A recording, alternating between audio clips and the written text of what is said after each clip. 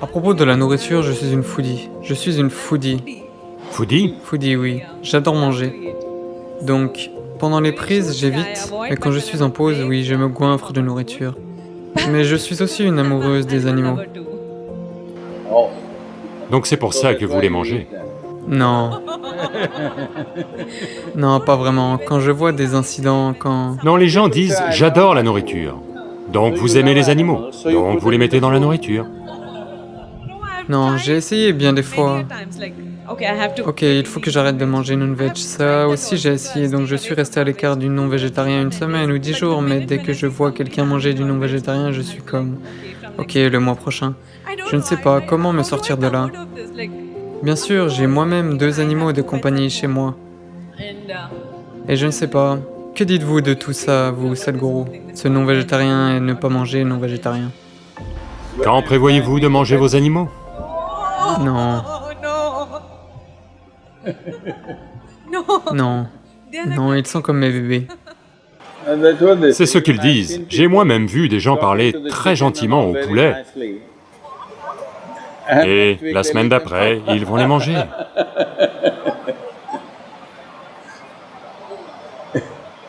Êtes-vous végétarien ou non-végétarien? Je suis humanitaire. Humanitarien.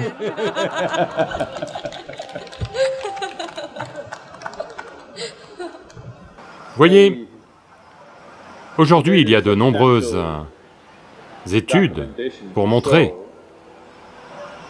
que les plantes sont aussi sensibles que n'importe quelle autre créature. Donc que vous mangiez une plante, ou un animal, ou n'importe quoi d'autre, ça reste de la violence. La seule chose, c'est qu'elle ne crie pas. Elle crie, à vrai dire. Vous n'entendez pas, c'est tout. Il y a suffisamment de preuves qui montrent qu'elle crie bel et bien. Cela a été mesuré ainsi. Si,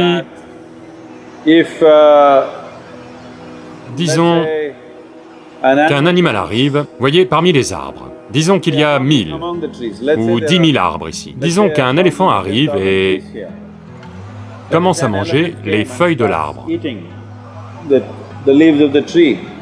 Immédiatement, cet arbre va envoyer des messages à toute son espèce disant qu'il se fait manger par...